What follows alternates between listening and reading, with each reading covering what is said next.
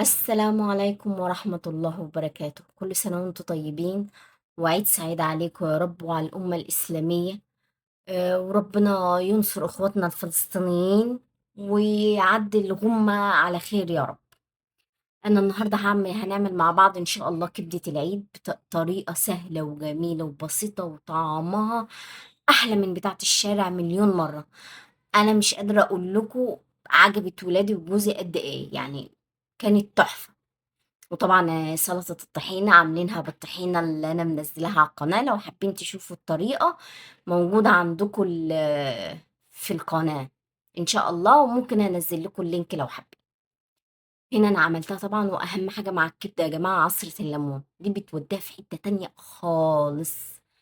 حاجة كده بتخلي طعمها جميل جدا بصراحة. وخلينا نحاول إن احنا ناكل الحاجات دي في البيت، علشان بره يعني ما نتعبش مع معدتنا اكتر ما هي تعبانه. يعني على الاقل انت عارفه انت حاطه فيها ايه مكونات، وتظبطيها لاولادك وتظبطيها لكل حبايبك. ولو عملتيها في البيت مش هتحبي تعمليها تجيبها من بره ابدا. بتبقى جميله جدا وبتبقى صحيه وبتبقى يعني ايه كما يقول الكتاب.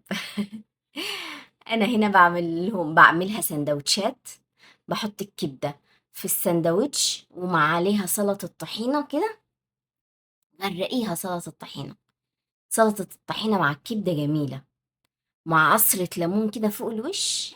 يا سلام، مش قادره اقول لكم، ريقي جرى وانا بكلمكم بصراحه. كان طعمها جميل جدا، واهم حاجه تجيبها من جزار كويس. هنا انا عندي الكبده بتاعتي دي حوالي نص كيلو كبده، مقطعاها صغيره. حاولي تجيبي الكبدة بتاعتك من جزار كويس. انا ولا بغسل الكبدة ولا بعملها بطحينة ولا بغسلها ولا الكلام من ده. اهم حاجة نوع الجزار. الجزار طالما جزار واثقة فيه بيطلع لك كبدة جميلة. هنا حطيت معلقة كبيرة توم. طبعا الشطة دي شلتها عشان هتبقى حراقة قوي. معلقة توم وهقلبها مع الكبدة. طبعا التوم ده مدقوق بملح، انا دقاه بملح. دقة يعني ايه كمية كبيرة، عشان انا هاخد كمية تبل بيها الكبدة وكمية تانية هنعمل بيها الكبدة وهي على النار. تبلت الكبدة بالثوم وفي الملح، ما حطيتش حاجة تانية. وهسيبها شوية 10 دقايق كده عقبال ما نعمل اللي هي الضاني ونظبطها.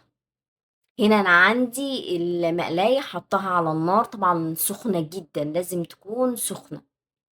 اللي هي بتاعتي، اللي قصدي المقلاية بتاعتي. وهنا انا عندي معلقتين او 3 معالق كبار على حسب ما ربنا يقدرك واللي موجود عندك. بشراهم، انا مش مقطعاهم قطع صغيرة عشان انا مش عايزاهم يبان الطعم. بشراهم بشر ناعم جدا وحطها على المقلاية السخنة، سخنة جدا زي ما انتوا شايفين، ساحت على طول.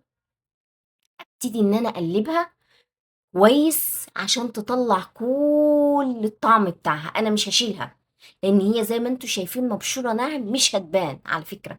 ما بتبانش ومحدش بياخد باله وهو بياكل. انا حمرتها كويس، قلبتها كويس عشان تطلع اللون بتاعها ده يحمر كده. خلاص ابتدي ان انا احط الكبده.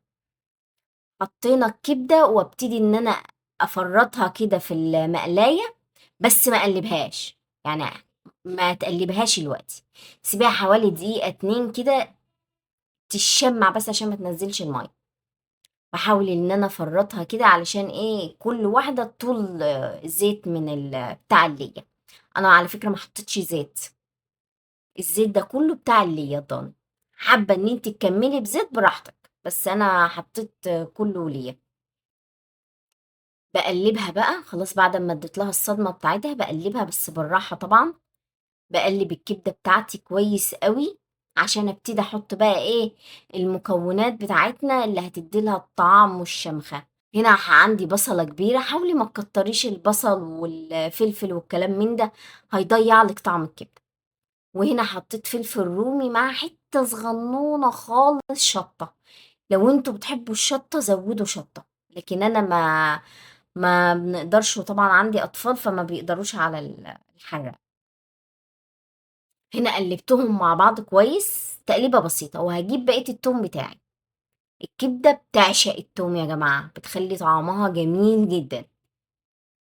حُطّي معلقة كبيرة توم، طبعًا أنا قايلة لكم إن أنا حطيت ملح وأنا بادُق التوم، أنا ما باحبش أطحن التوم في الكبة وأعينه في الفريزر، أنا باحب يبقى طازة بطازة، فدقيت التوم بالملح، وأنا هاحط ملح بس عشان أنا حاطة في التوم فمش هاحط كتير.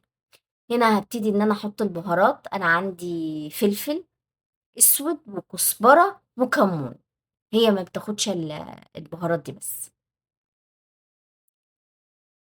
ادي الكمون بتاعي، ما تكتريش كزبرة يعني عشان الطعم ما يبقاش ايه، تعرفين طعم الكزبرة بيبقى ضغي، ما تكتريش يعني، حاولي ايه، ربع معلقة ربع او نص معلقة نص معلقة نص معلقة عشان ده نص كيلو.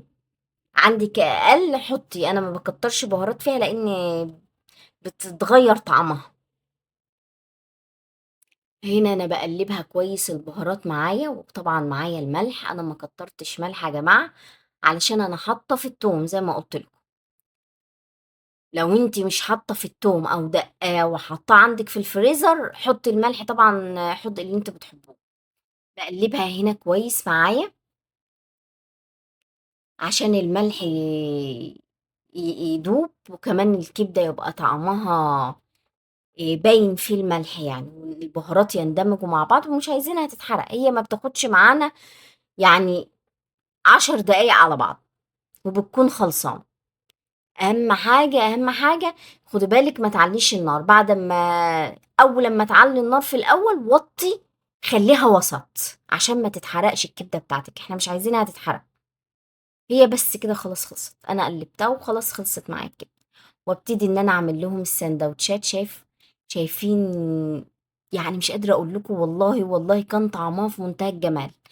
انا جوزي ولا ملوش في الحاجات دي وما بيحبهاش اساسا، ولا الكبده ولا اللحوم، والعيد الكبير ده بالنسبه له مش عيده يعني، ما بيحبش الحاجات دي.